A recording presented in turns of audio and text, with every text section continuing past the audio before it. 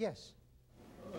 We all sort of made the assumption or accept the assumption that the teacher should be a leader or in control of the situation, but that may actually work in opposition to critical thinking in some sense. I mean, I think it's a more general criticism of the Socratic method, where the teacher is not an informational specialist, but they're sort of a thinking specialist. They're sort of modeling teaching, modeling thinking. And as a student in classes, sometimes I felt a little bit like a trick pony being put through its paces. And the teacher is still very dominating, sets the agenda, and then moves people through it. And it might be better to have a direction where students are more involved in setting the agenda or raising the questions.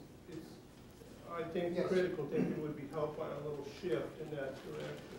Well, let me point out, let me take this occasion to draw a distinction here. I view instruction as having these three dimensions. There's a content to all classes, and by that I mean whatever you want the students to learn. Then you use structures to try to help the students to learn the content you want them to learn. And then when you bring the structures into the classroom, you have to adjust those structures to the dynamics of the class on a particular day. And you have to change things, you have to make adjustments, because what you intended to do may not work just as you wanted it to work, and so you make adjustments. All right, now, Socratic discussion is one possible structure. It is not the only possible structure. So you point in the direction of other possible structures. And certainly there are other possible structures, and you will not always be teaching Socratically. You'll be teaching Socratically for a certain time, and you gain certain advantages, and there are certain disadvantages to it, as to all structures. There's no teaching structure that has no disadvantage. For example, if you have free discussion, you sat down, you let them come up with any question they wanted to, and you let them say anything they wanted, you'd have an extremely undisciplined discussion that probably wouldn't stick with one question very long. And by the way, when the students left, they'd probably say they didn't learn anything and that you were not a good teacher.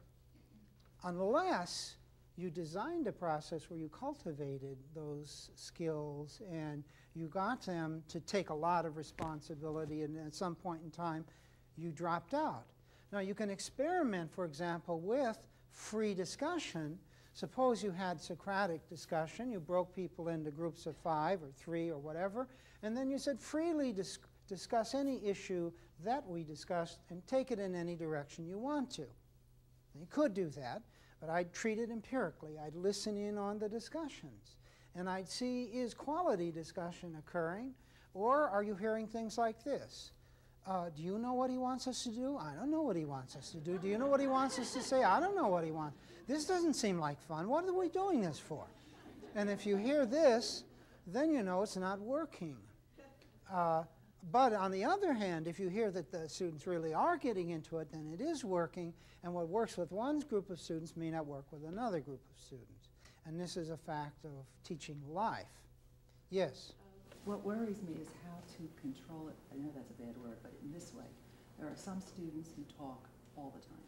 Mm-hmm. There's some who, they go off the subject.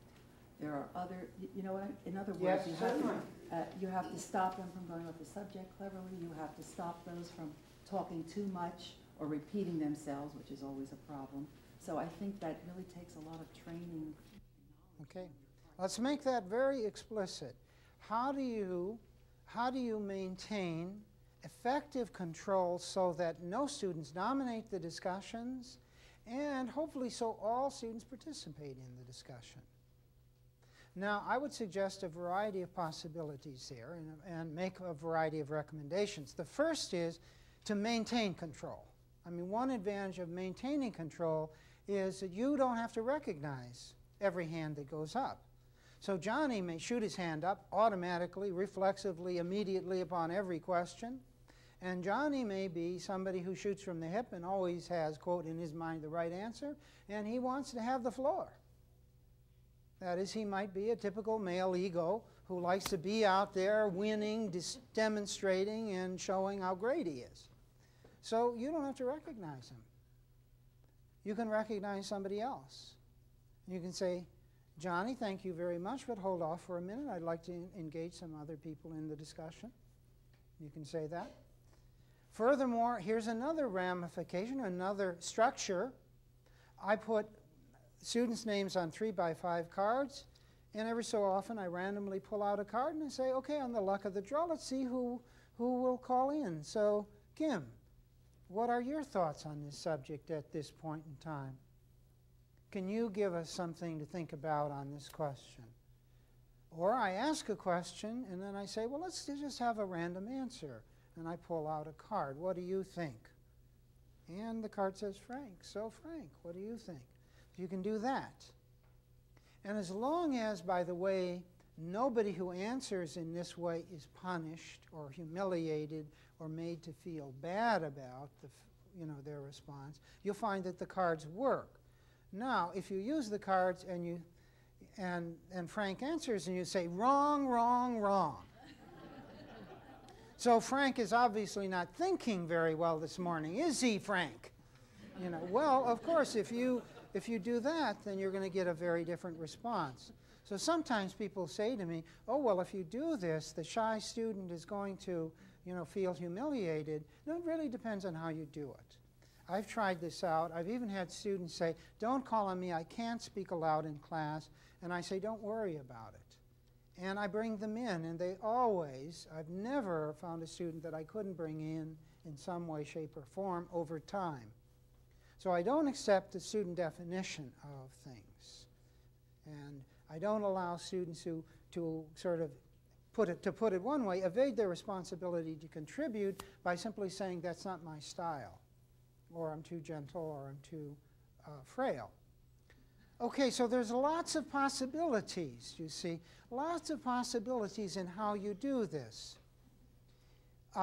And as you do it, let me call attention to one other feature of what I was doing. Did you notice how often I paraphrased? Let me tell you why I do this. Because for two reasons. The first reason is what one student says is often not clear. The students are not always disciplined in what they say. They may have a germ of an idea, but they haven't quite expressed it clearly. Now, the other students can't react well to the germ of the idea if they don't get it. And not many students are good at hearing the germ of an idea in another student and clarifying it automatically in their mind. So I model listening. And as a listener, I translate. And I try to make things clear as a good listener. So I'm trying to model listening as a Socratic questioner.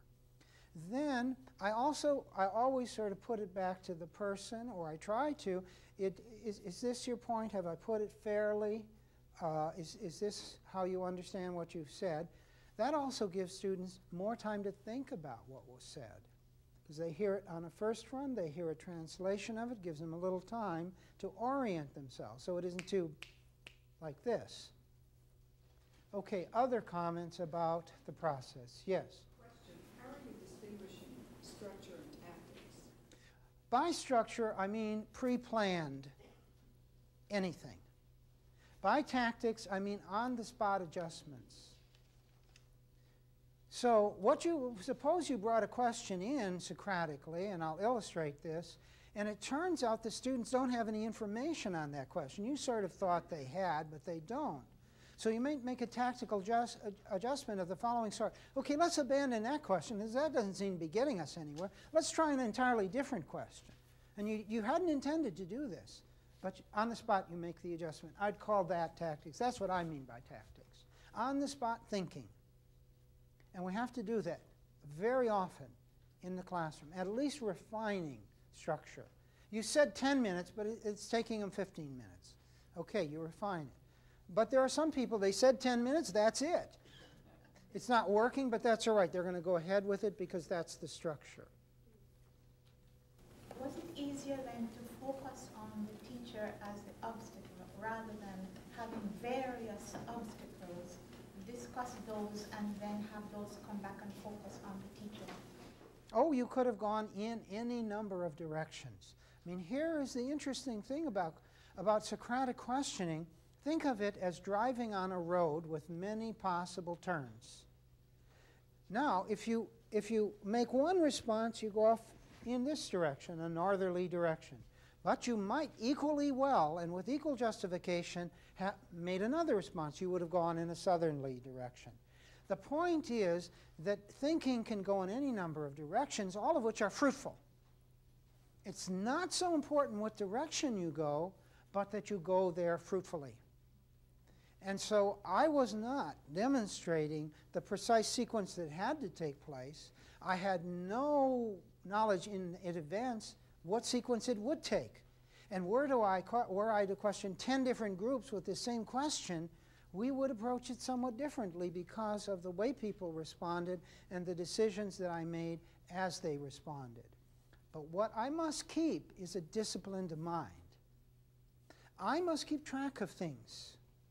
I must not allow the agenda to go off in any old direction, because then people may start to think associationally, and pretty soon students are going to say, where are we going with this? We're just going in circles and nothing is happening. Let me say one final point here. Socratic discussion, properly conducted, always is productive. And you always learn something from it. Students should not leave saying, God, we just went around in circles here. And here is one of your roles as a Socratic discussioner. Either put the main points up on a board and summarize what we have learned from it, or orally summarize it, or call on the students to summarize what have we learned from this discussion. And then bring that out and bring that out and bring that out. I was doing a Socratic demonstration for a group of high school teachers, and we had the students up on the stage, and I was leading the discussion. And one student said at the end, well, this was fun, but I didn't learn anything.